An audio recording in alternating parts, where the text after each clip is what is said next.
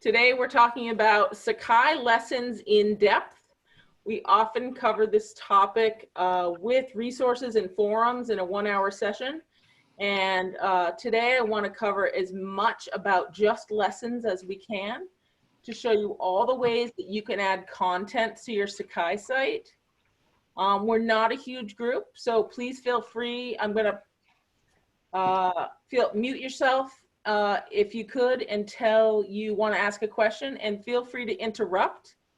I have steps and stages to go through, but I'd love to answer your questions in the moment rather than having you wait till the end unless it comes up at the end. So I'm Bonnie Powers from Academic Technology. I'm the Academic Technology Support Specialist, and I support and train faculty and academic staff on our academic technology, which includes anything that you use for teaching and learning and that is supported by Antioch. So Zoom, Sakai, Google Tools, maybe YouTube, and things like that. So I'm going to start by sharing my screen.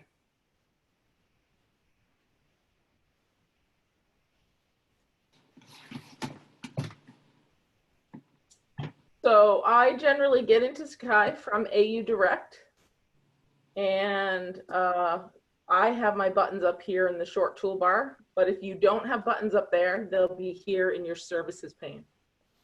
So when you click into Sakai, you land on the Sakai homepage, which is the same homepage that all Antioch University employees and students see. This gives you the basics. Here are our tutorials and training sites for students, and our training and tutorial sites for faculty and staff. And here's all of your personal Sakai.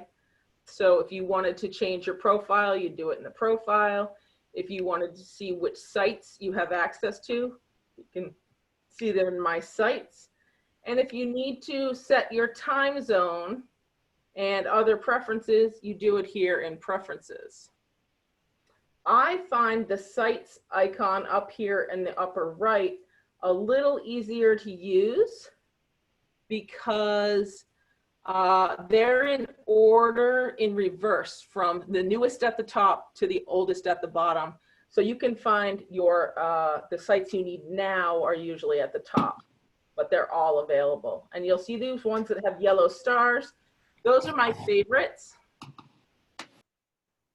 Those are my favorites and the ones that will appear across the top of my page. So in this case, what I want to show you is my sample site. This is the site I work on for doing all of my training and develop lessons in. So the lessons tool, if you have it activated, will appear as a book on your sidebar. And you might have multiple lessons pages, or you might just have one, or you might have a group of them that are nested in the sidebar. And if they don't have to be called lessons. You can name them anything you want. So they can be getting started, week 1, week 2, week 3, module 1, module 2, or module 3. But if you have a site and you don't see any of those little book icons on the sidebar, or anything that says lessons, you can go into your site info button and you can choose manage tools, and you can turn on the lessons tool in this alphabetical list of tools just by checking it. And then it's a 2-step process, 3 steps in the case of lessons. You have to hit continue. It asks you what you want to call your lessons pages. And you can just start with 1 or 2. You can always add and remove them later. So if you were going to call them lesson 1, and let's say you wanted 3 of them, you could call them lesson 1, 2, and 3. But you can edit these names at any time. So if you don't know quite what to call them, that's okay. When you hit continue, it shows you what it's going to add, and you have to hit finish for it to happen. Okay, so they're down here, lesson 1, 2, and 3. And most things fall to the bottom when you add them, and you may want to move them to the top, and you can do that here in tool order.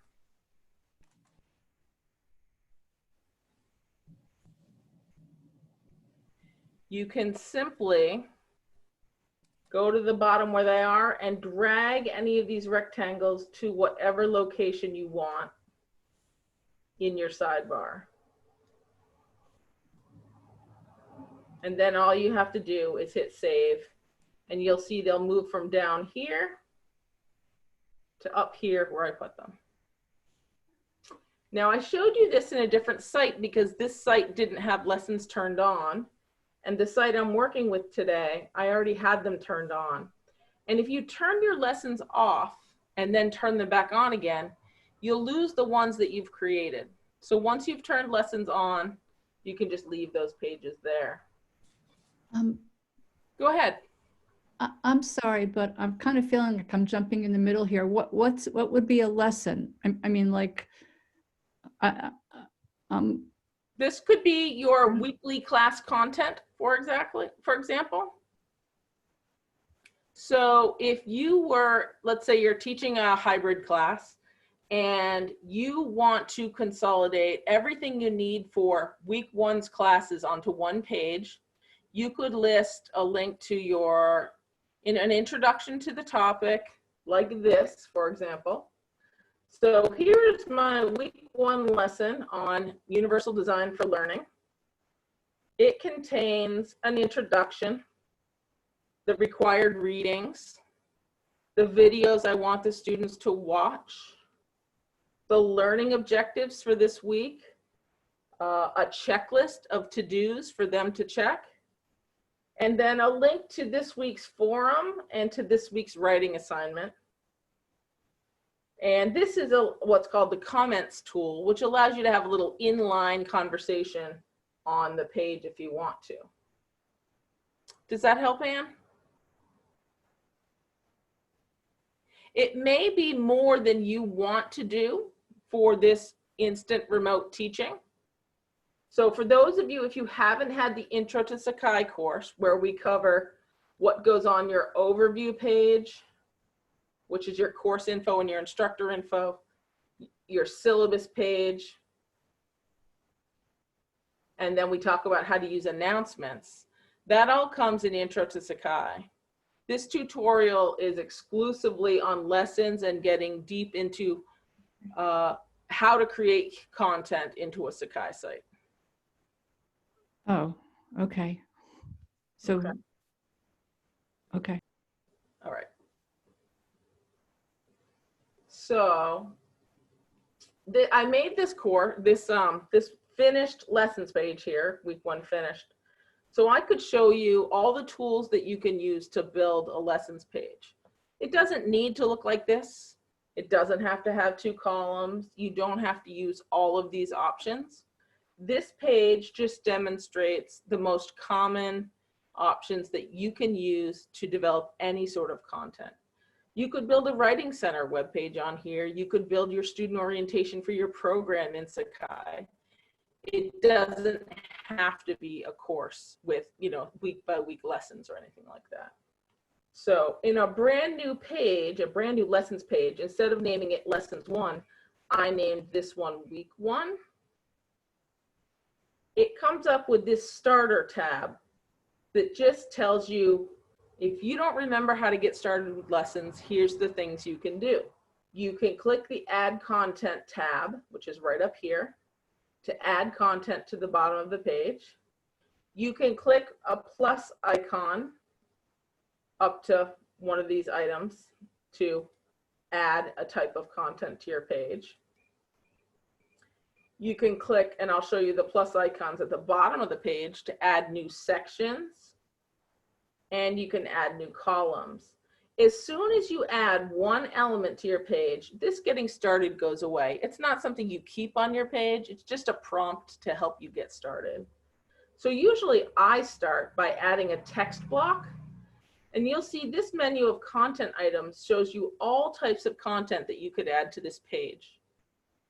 A text block is simply, that's sort of a short name for one of these editor blocks in which you can add text, graphics, links, lists, like I did on my other page. So I could say, Introduction to Universal Design for Learning. Now, just like Word, if you wanted something to be a heading, you can just highlight it and use the Styles button to pick a heading. And if you wanted to type in a paragraph, you could just type in a paragraph, or you could copy and paste it from Word or whatever you like. The most important thing is that you don't forget to save every once in a while and see what it looks like. So here I've added a text block, and you'll see when I hover over it, can you see the gray box? It's very light gray around here. That is an indicator that you're in a section. And at the top of every type of content, there is an edit button, a trash button, and the plus button. The plus button allows you to add more content above it. Now, for example, I'm going to open this in a new tab here. Bonnie, can I pause you for one quick second? Yeah. So it seems like the only way to, I would cognitively normally build from the top to the bottom, but it seems like Lessons is set up so that you build it from the bottom to the top. Is that right? Not necessarily. Okay. You have plus buttons down here at the bottom, and that will let you add something below this item. And you have one at the top in case you want to add it above. And let me put another item on this page just so I can show you how you can reorder things if you don't like the way you put them. So in this case, first, I'm simply going to edit this section instead of adding a new one, because I want to paste in the real content for this page. Okay, so this is the real text that I wanted on the page. And if your text had links in it because you copied it from Word, that would be fine. And if it didn't, I'll show you how to make links later. So here's a section that's a text section. If I want to add, let's say, a video section or an embedded content section below, I do this, and the embed content tool is a little bit different. It's looking for a URL of a PDF, or it could be a graphic. Usually I use it for video. So if I want this video embedded, I have to copy the URL of the video, and you can get that from YouTube or anywhere, any video. And then you simply paste the link in here. And when you hit save, it attempts to embed this item on the page. In this case, it recognizes it as a video, and it shows it in a video play box. Now, this section you'll see has its own edit, trash, and plus button. And now this is a new section, and it has its own edit, trash, and plus button. So if I wanted to change the order of these, you have a reorder button at the top. And the reorder button identifies every section, and it lets you drag and drop them above and below each other. So usually it happens when you have 6 or 7 or 8 sections on here. You might like move something to the other column or move where the column breaks. As soon as you hit save, you can see that it's loading.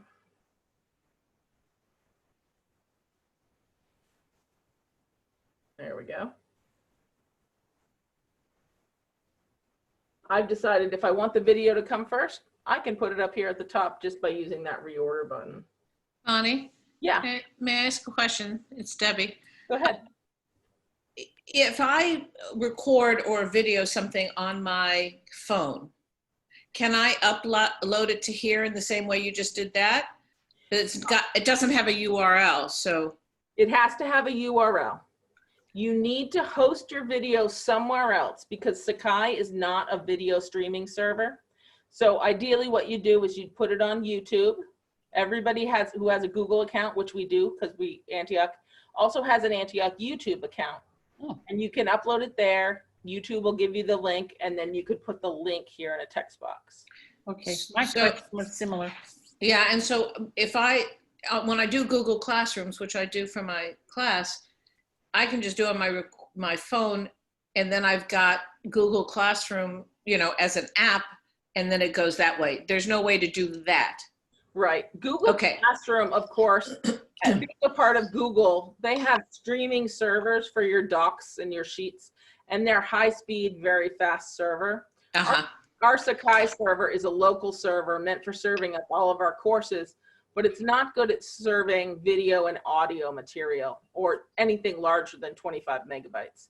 So we always encourage you to use a streaming server for that, because everybody will get a better experience with your video if it's on a fast streaming server. All right. Thank you so much. No problem. Bonnie, I have a question similar. So if I were to just make a new document and turn it into a PDF, and I mean, I know how to host it on Constant Contact or WordPress, but so I can use YouTube to get that URL.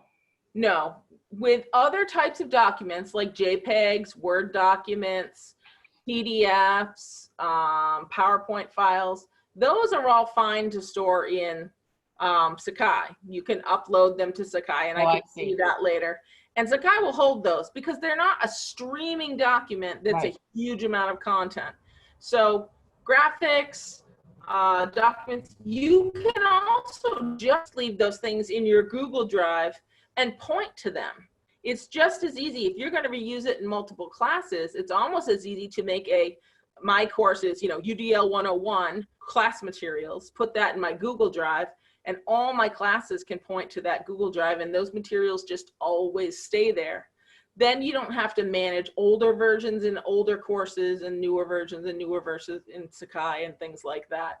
You just share them with anybody with the link, and then they'd be available from your Sakai course. Okay. So getting the URL specifically for video. Go ahead, Pella. Sorry. Yeah.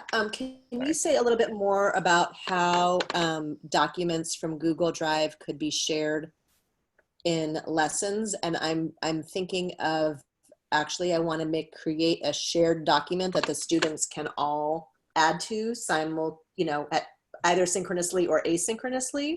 Sure.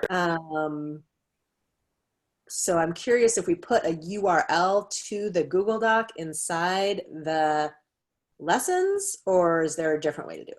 Yes. So Google Docs are hosted files on the internet. They all have a URL. Here's my Google Docs, and it could be anything that I have access to. Here's my conference notes. I went to this conference. I took some notes. I want to be able to share them with everybody who's reading my UDL site. And I can use the share button up here as soon as it finishes loading.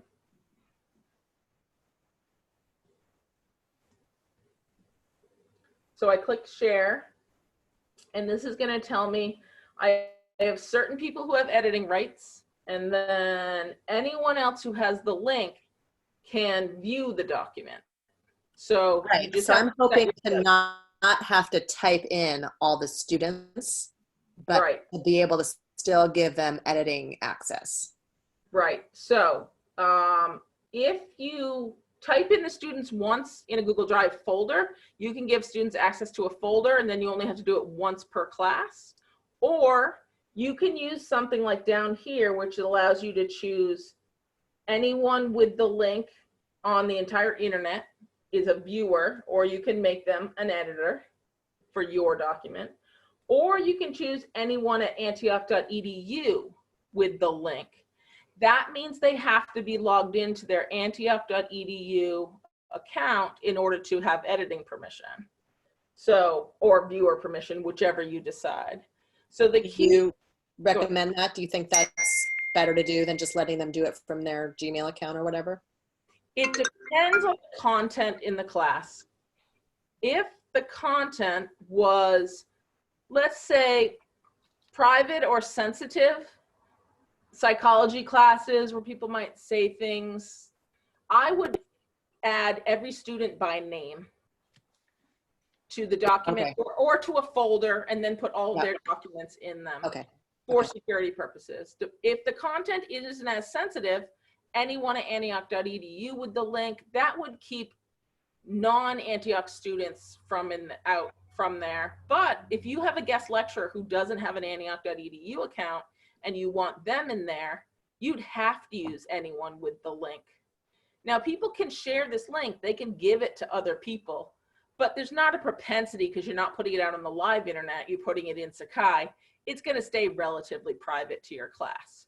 It's not that it can't be shared, because they could copy and paste and give it to someone, but it's not likely to happen, or not likely to happen en masse. You know, you're not going to get the whole internet commenting on your document. But do think about what the content is and how much control you want. The more control you want, the more tighter you want to put your settings. Now, once you've set your settings, you just copy the link, and that's just like a link to any file on the internet. And sorry, I have a lot of tabs open here. When you're on your site, if I wanted to edit this text block and add a link to that Google Doc, I can write my conference UDL notes are available for you to view or edit. And just like Word, you'll see they turn red when there's a spell check, but you have to click this spell check button before you can actually use the spell check tool for correction. And then, just like Word or Mac Pages, you highlight the words that you want to link. You can do one of two things. You can click this link icon, which looks like a chain link, or you can do Control K, which is the same keystroke for all programs, to get the linking window, and you just paste in your URL. The display text is what will show as blue and underlined, and the link down, the URL is the link it'll go to when they click it. So when you say, okay, my black text now changed to a highlighted link. And if you want to test it, which I recommend you always do, just save your text block and then click on the link. And if it's not in Sakai, it will open itself in a new window. And voila, you're on here. And whoever they will log in on, whoever they're logged in as, they will have the appropriate permissions that you gave them in the share. So if you're saying, I have 3 groups, and you create a Google Doc for group A, group B, group C, they're going to work on it together in Zoom and offline and throughout the course of a semester, you can then just give shared access to the 3 students and yourself who are in that group versus to the whole class. Or you can open it up to the whole class and trust that your instruction telling you only edit the material in the group you belong to will work. Okay. You'll see in here, I also have a list, and lists, when you edit in this editor, in what they call this add text area, you can make any text into a list simply by using the list tool. You can use a numbered list with the 1, 2, and when you hit return after each item, it will make it a list. So are you guys all pretty familiar with that sort of editing mode in Word? Do you think you could do the same things that you do in Word in this editor box? Okay, so I'm going to let you imagine all the other things you can do. Later, I will show you how to add a graphic, because that's a little bit different than you do in Word. Similar process, just Sakai has a different interface. Okay, so if I wanted to add, and I'm going to undo this now, I'll get it back into. Now let's just say I wanted to add a graphic, and I have this graphic on my desktop. I put my cursor where I want to add it, and I click the image icon, just like you would in Word. But in here, you come up with an image properties box. And if you're linking to something that's on your desktop, you need to browse the server to move it from your desktop to the Sakai server. And you get this little dialog box here. And it shows you, here's my course, here's my resources folder in this course, and then here's all the other things I have in this resource folder. If it's already in here, you can simply select it and hit OK. But if it's new to your site because your site is empty, you just use this little upload button right here to upload a file from your desktop. Sorry, this little icon here is a little touchy. To select the file.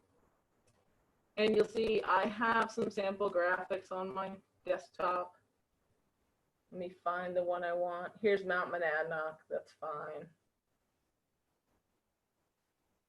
And the act of opening it, put it into my Sakai folder so I can use it on all of my Sakai pages if I want to.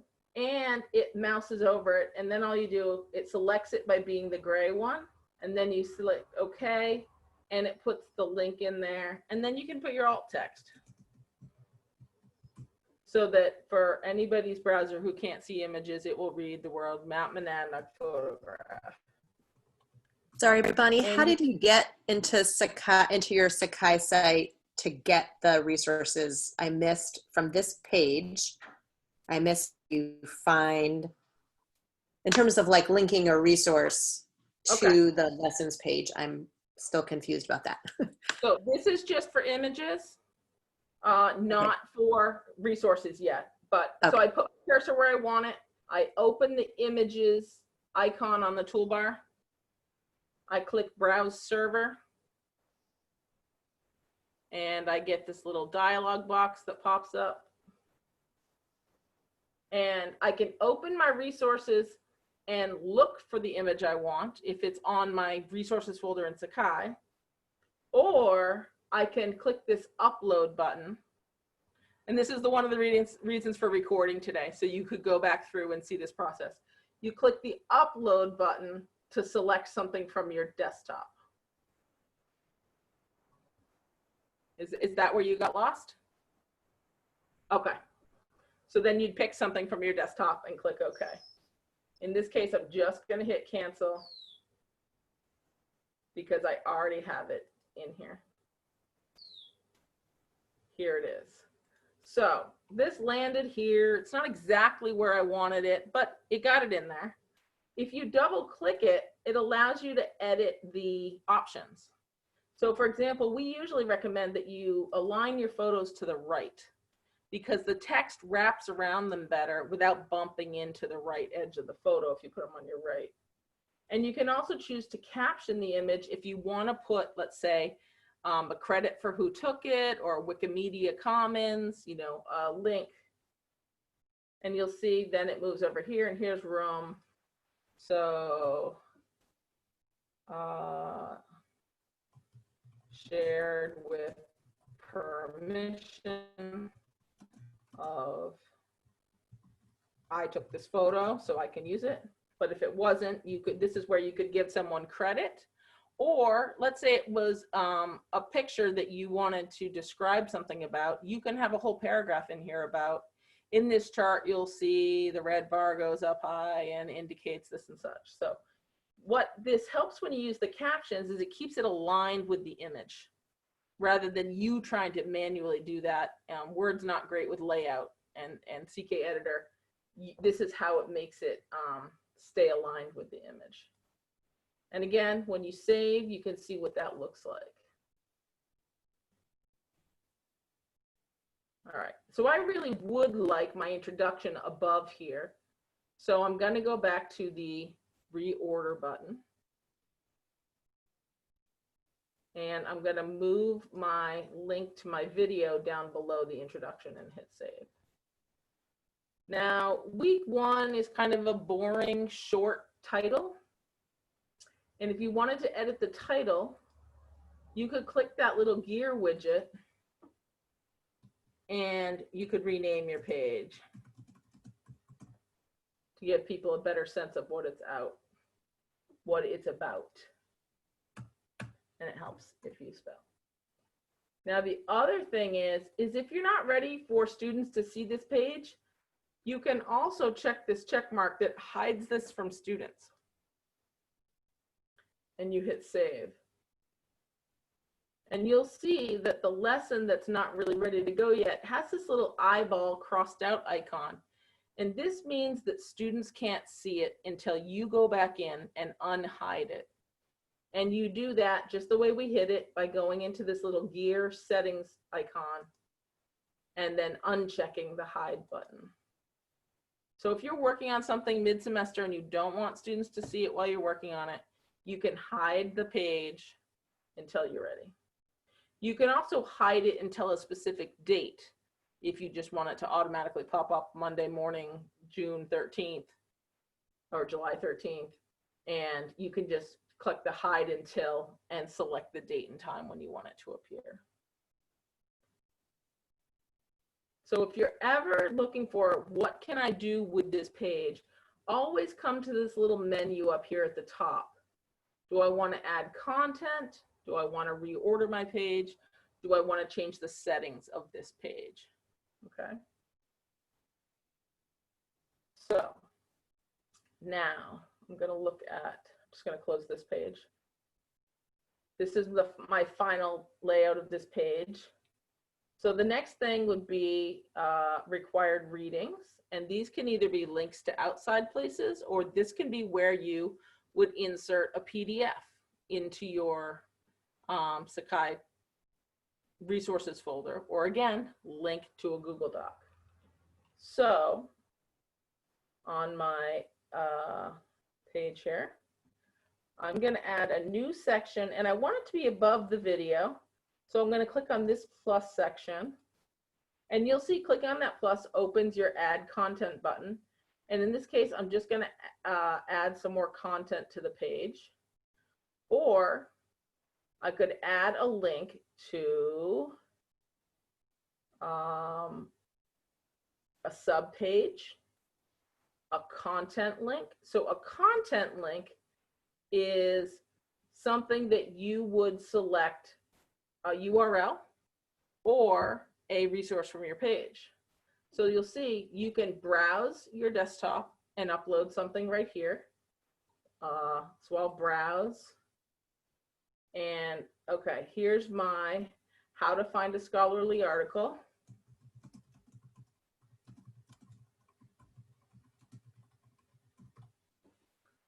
Okay. And when I hit save,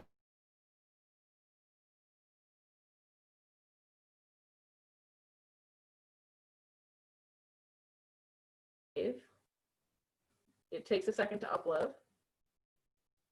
It's going to link it to this page for you. All right, so if you want another one, I'm going to do that again.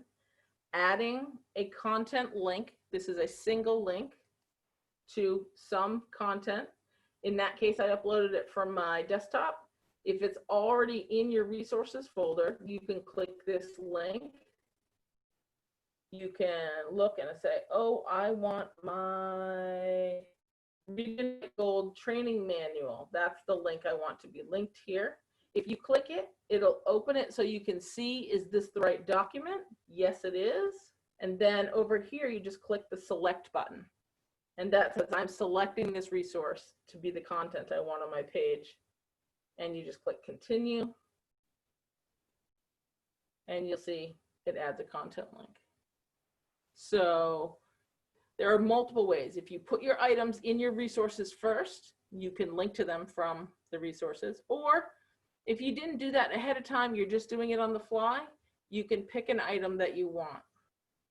Now these have this. Bonnie, Go ahead. sorry, if we wanted to if I have a multiple articles in my week 1 resources folder, do I have to go through each one individually, or can I do it all at once somehow?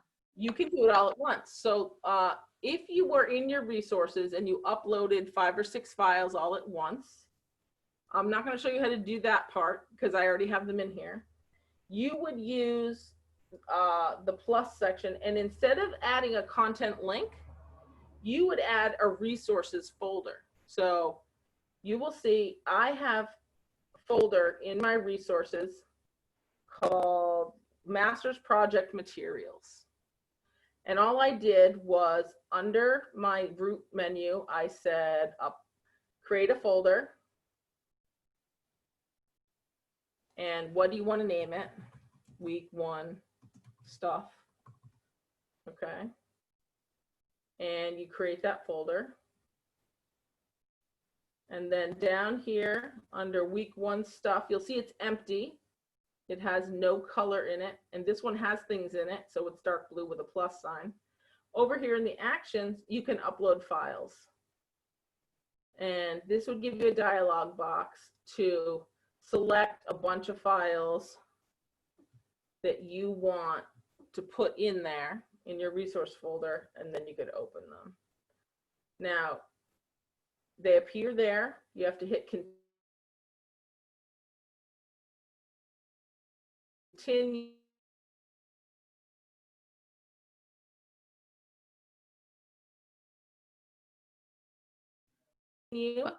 Bonnie, you're frozen.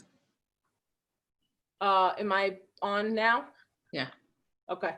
I was uploading a large file, and that's why I canceled the upload of the large file, because it was blocking my internet connection. All right. So this one right here, I'll remove that one. I'll just upload this one. File successfully uploaded.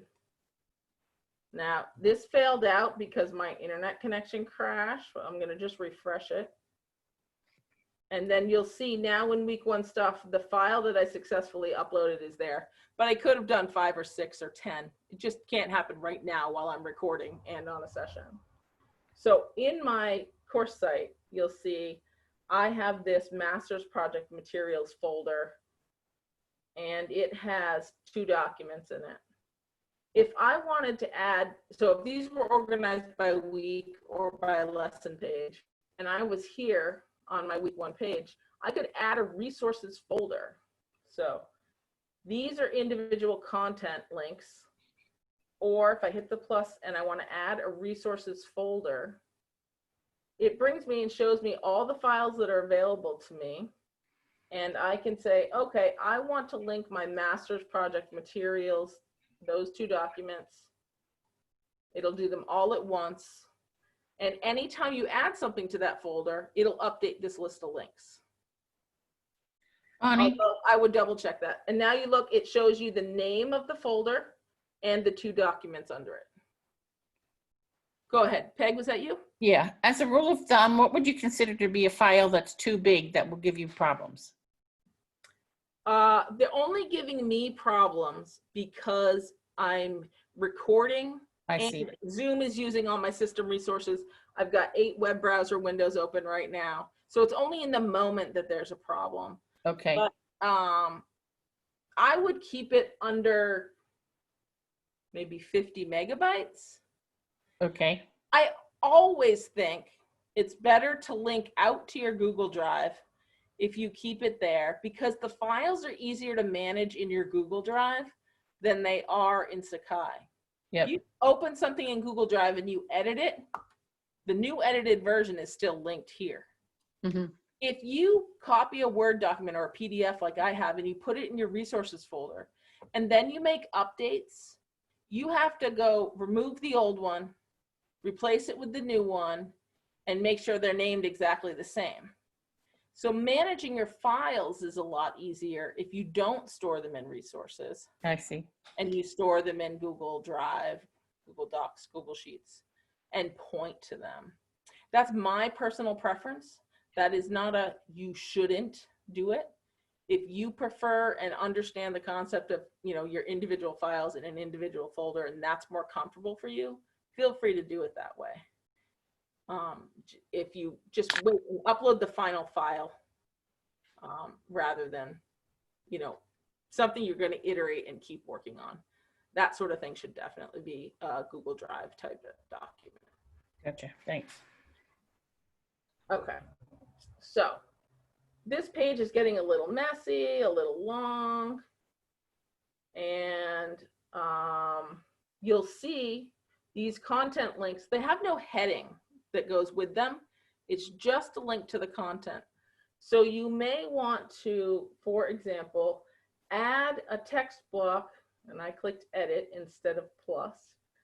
Add a text block above this item that tells the students what it is.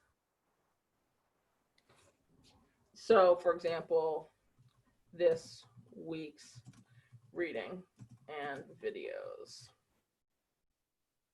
Highlight it, make it a heading. And when you save it, now this will be a heading above your readings that you want them to read and the video that you want them to watch. So perhaps you now, okay, I want to squeeze this over. Another tool you can use when you click this add content is a column break. So if I insert a column break, it makes 2 even columns of this page. And then if I want to add something in the right-hand column, I just click the plus sign in the right-hand column. In this case, I've got some learning objectives and I've got a checklist, and I'll be adding these 4 item types in that thing, in that sidebar. So we'll start with a new content block.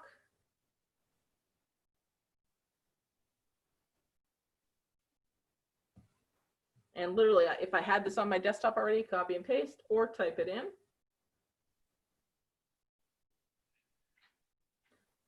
And if you want to help your students or monitor their progress throughout the week, here in the add content block, there's a checklist. So week 1 to-do list, you can call it whatever you like. Please keep track of your progress here so I can see how you are doing throughout the week. Just a description, you don't need that if it's obvious. And then you can add as many checklist items as you need. Readings, videos, forum post,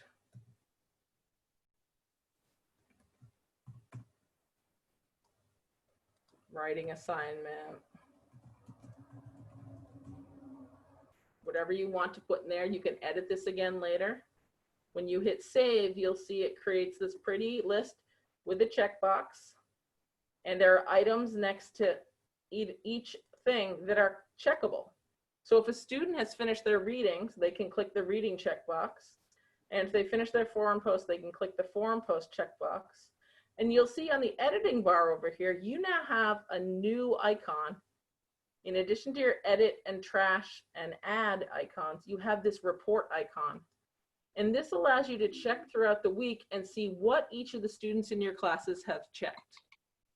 Now I just added this checkbox, so none of my students in my class have used it yet. But when Jenny has finished her reading and checks it, I'll be able to come in here and see that she has checked it. And I can follow my students along in the week and see if one student has just done nothing this week. Now I don't know, maybe they didn't use the checkbox, you know, that checklist, but also it's like, oh, how are you doing this week? I noticed you haven't checked anything off of your to-do list. Is everything going okay? So it gives you a little progress indicator for how your students might be doing, when during the week they're doing their work. Are they doing it all at the last minute? Do they get ahead and do it ahead? And you'll just always be able to look at this grid and see what they put in.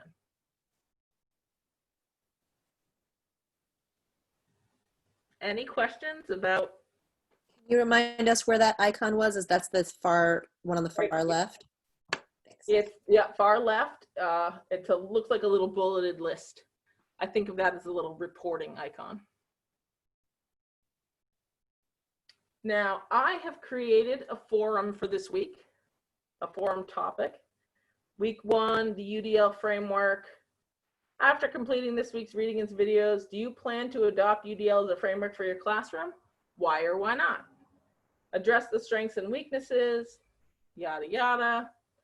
You can meet with students and submit a video, or you could submit a forum post, whatever you want. And that, I don't want to have to copy all that content onto my lessons page to point. I just want to point people to it. And the same is true for this week's assignment. I've created a writing assignment for this week in the assignments tool. And in my writing assignment, I'm just saying I want you to submit a paper or a short presentation or a short video on whatever topic I've put up here in the assignment. We don't want to have to copy and paste those things in multiple places. All we want to do on the week 1 page is to link to the forum and link to the assignment. So we can click the plus sign, and this add content bar has this very convenient link to a forum topic. It shows you a list of all the forum topics that you have created. You select the one that you want. You click use selected item, and it appears on your lessons page. The assignments work the same way. You click the add content plus sign. You can link to an assignment with the link to an assignment, and you can pick the assignment that goes with this week's lessons page or module page or content page, whatever you create. And now the students, you have brought all your materials together in a time-sensitive location that says, this is everything you need for week 1. And it helps guide them through. It's more detailed than your syllabus, but you can copy and paste your assignments from your syllabus right into the assignments tool, your forum questions from your syllabus right into your forum tool. And then all you have to do is use the lessons page to bring all the content together in a way to help guide the students. And that's sort of what these content pages do in an online course or in a hybrid course even. In a hybrid course, you might have much less content on your lessons page. It might be more of a checklist and links to the things that they need, because you'll be talking and doing your lecturing and, you know, worksheets or whatever you're doing in Zoom. But if you want to deliver, if you have a bunch of students, for example, who are having trouble getting to class, or if you want more flexibility in your hybrid class, you can put more content in your lessons page to help them self-direct and accomplish their weekly goals, because you're giving them the instruction in a consolidated format. Are there other things you guys think that you would use on your lessons pages? I'm gonna see if there's anything I've skipped. I didn't show you how to do this comments tool, but I can show you that. You should know that we can create a blank template for you to work on. No students would be attached to it. You could attach peers, your colleagues, you could both look at it and work on it together. And then we can copy it into your live course content for your next semester when it's ready. You don't have to wait until 8 weeks before the semester for the real Sakai course to be ready. We can make you a blank template that you can work in and practice in just for fun or to start building a course. Bonnie, Mm-hmm. can you confirm that if within Sakai, like an assignment or a resource in the resource folder, that we have to then, after we've linked it, we have to then go in and make a separate text box above it to add a title to it? Is that right? Yes. So that's another advantage for using a Google Doc or a link that you're linking to. These items in my text block, within the text block, I am linking to external links and resources. If that could be a Google document, that could be a Google Doc, that could be a Google spreadsheet, that could be a Google slideshow. And you do them all within the text blocks. You get to control the layout when you do them as links. If you... I'm using a lot of outside, articles that are not things I'm writing, right? That are things that other people are writing. So as far as I understand, doesn't make sense to save those as Google Docs, right? Well, you don't have to save them as Google Docs, but you could put them on your Google Drive. You could store them in a folder instead of copying them every semester and putting them in every semester of every class. Right. I did a session a couple of weeks ago on Google Docs and Google Drive, and it talks about how to create a folder, put items in it, that sort of thing. Again, not a right way or a wrong way, just a preferred way. The reason I like linking to external documents versus putting them in resources is I can control the layout. I can do a nice inline link like that in a paragraph. I don't have to use the add content link button, which doesn't allow for, so right here, it's on this one. You'll see the add resources folder looks like this, and I can't change that. I could rename the name of the folder in my resources section, but it's always going to be a small bold black heading followed by a list of all the documents in that folder, and I don't have any layout control over that. However, it's very convenient if you have 8 documents in a folder and you don't have to create 8 individual links. So there's a pro. And these individual content links always look like this. Now you can edit them, and you can add, say, due Monday by 3 p.m. You can add a little parenthetical statement to them, but that's really all you have in terms of editing the look and layout. You can't make this bold. You can't make that bigger. It's just, it looks like that. And that's also good because it keeps it consistent throughout your classes. But if you want a little more ability to personalize and control the size and fonts and things, external documents do give you a little bit extra. So.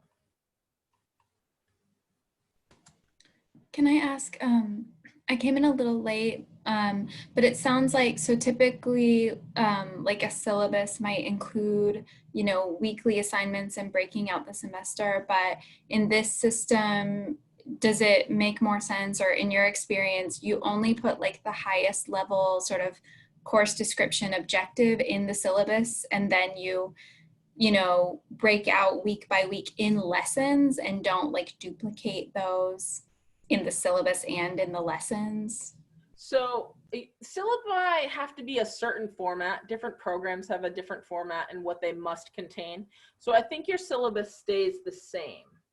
You post your syllabus as a whole on your syllabus page. Let me just pop one open here that I happen to have. This is for AUO, so it's not particular for anybody's program. And you can open it in Word. It could be a PDF. That would be fine. What the lessons pages allow you to do is to open that up, to add additional instructions, to put things in the order that you need them, to add due dates, and to add functionality like adding them into forums or making them an assignment. So this syllabus here, it has the course description and methodology and all that stuff you have to have. But you have to get past that every time you open this to get down to week 1 and what am I supposed to do this week. And then in the syllabus, it's not always fully spelled out all of the instructions that you want for each assignment or each forum post or the readings. So sometimes the syllabus doesn't have enough detail. And so you can really open that up and provide a lot more guidance and explanation and detail in the lessons page. And if you do it week by week, or let's just say you have a 15-week course and you do 3-week modules, like you do DBT, CBT, and then, you know, some other therapy type, you can group them by modules of learning. It doesn't have to be by week or that. And then you can decide how it makes sense to share that material. Where on the syllabus, you're sort of constrained by the layout that your program wants you to use. And it's not always user-friendly in tables and things like that. So I'd say it's a both. I come in when I want to do the reading, I just copy that link right out of there. And then I can paste it right in to my text. If this is, let's just say my readings were right here. I don't have to recreate all the work that I've done if it's already in your syllabus. You can start with just, make this the beginning of your bulleted list from your syllabus without having to do all that extra work if this is linked to a live location. So you can use what you've already done in your syllabus and copy and paste it in here to make them more robust. Bonnie? Yeah. To what you were just speaking of the kind of weekly schedule that's usually like several pages into the syllabus, what I've been doing is making that a separate Google Doc, especially because it ends up changing throughout the semester. Do you have a thought of where it would make sense to post that? Like, would you put that in getting started inside lessons? Or is there a more, like, should it go on a landing page somewhere on the overview? I'm just curious if you have a thought about where that might make the most sense. They're going to have this also, but from what I've been hearing, students' ability to manage tasks is more limited right now with everything going on. And so what other professors have been, I have been on my off teaching quarter, but what other professors have been telling me is that it's good to have instructions in a number of different places. So anyway, I'm just curious what your thoughts are about where would that like overview schedule best be placed on Sakai? Are you saying something different than your syllabus? It's an excerpt from the syllabus. That's like that chart that you just showed us of like week 1, here are the readings, here are the assignments, here's the topic. And so I made it into a separate Google Doc that I can then edit, because I know that sometimes it changes if nobody did the reading or if we need more time to discuss the material or whatever. So I want them to be able to share just that one pager so they don't have to wade 9 pages into the syllabus to find it every time. Plus it's going to be changing. So, okay. It's a one page overview course schedule that's week 1 through 10, topic, readings, assignments. Where do you think that belongs? So you have a couple of options. One, you could include a link to it on your syllabus page that you could just, when you add an attachment, it doesn't have to be an attachment. So you could call this your link to your website, whatever the title is. Let's say it's student-friendly course overview, right? So you could just put the Google link in here and it would be on the syllabus page. And I suggest that because it's a part of the syllabus. So if they saw syllabus on the sidebar, that might indicate, oh, that's where I can go to find that specific piece of the syllabus. Or you might have a lessons page called course materials, useful resources, and you could keep that right on a lessons page or in a Google document, whichever is easier for you to edit. If they don't have to click and open it, it's better. So they have to click and open it from the syllabus page, but what if you just came into site? So I haven't showed you how to do this yet. If you have one lessons page and you need a new one, under more tools, you can just add more pages. And if you wanted to call this course schedule, it's just a content page. We're just going to make one page.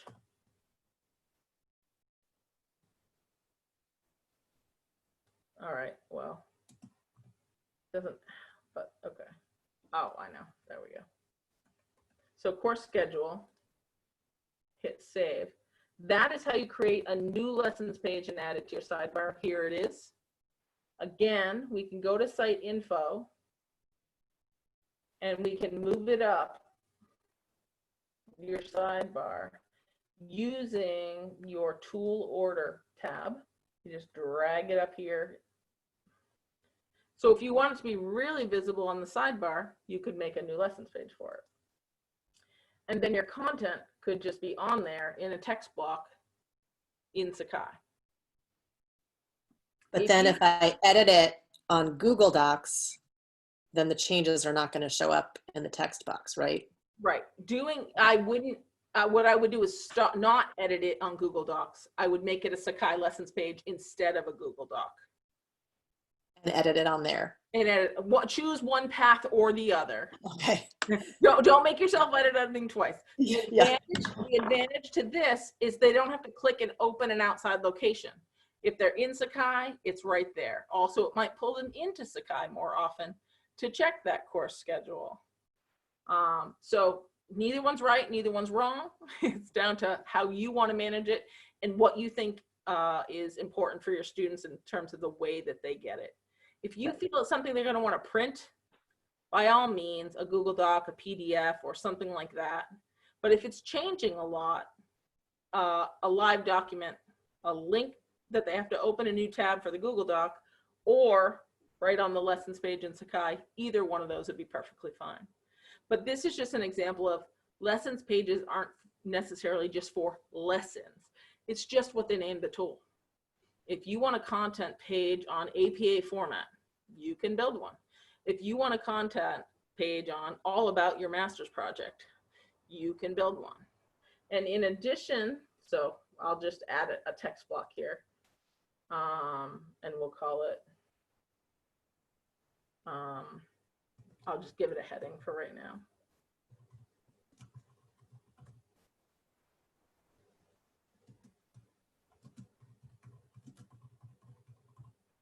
All right, so you might just give this a heading. You might put the course schedule here in a nice little table, or copy and paste it out of Google Docs, whatever. And then you might want to follow it up after that with some additional content. And let's say subpages, for example, or more resources. So the course schedule could go at the top, and you could add a subpage. So if you had enough content that it was too big to put on this lessons page, you could have a number of subpages, like lecture notes for week 1, lecture notes for week 2, lecture notes for week 3. You don't want to string that all along into a long page of content. You make a main page, and then you add subpages for longer content, if you're not linking out to it. Does that make sense? It's just an extra function I wanted to be able to show you that you could. Right. So in that case, you would kind of choose which way you wanted to organize your Sakai site, because usually the way I've been doing it is everything's in resources for that particular week. So either I could decide to switch and have it all be in lessons, or I could keep it in resources, which would probably be simpler at this point, and just link it to what's in resources. Right. Now you'll see this course schedule now has a subpage. It now has a little down arrow. It shows you everything that's nested under it. So let's say you are doing weekly lessons pages and you have a 15-week course, or even a 10-week course, and you don't want 10 weeks worth of lessons pages out on your sidebar.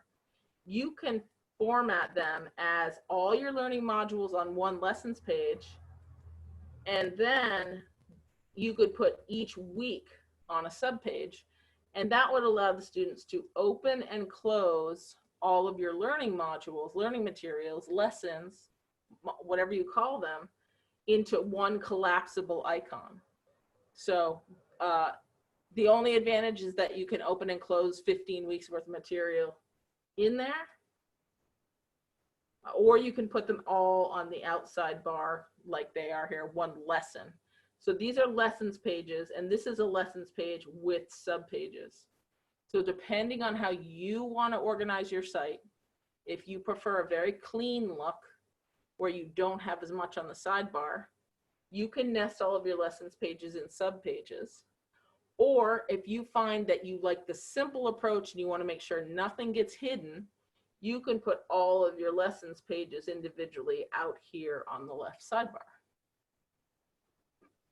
I just wanted to let you know that Sakai has the functionality of being able to have subpages. A page can have links to subpages of content.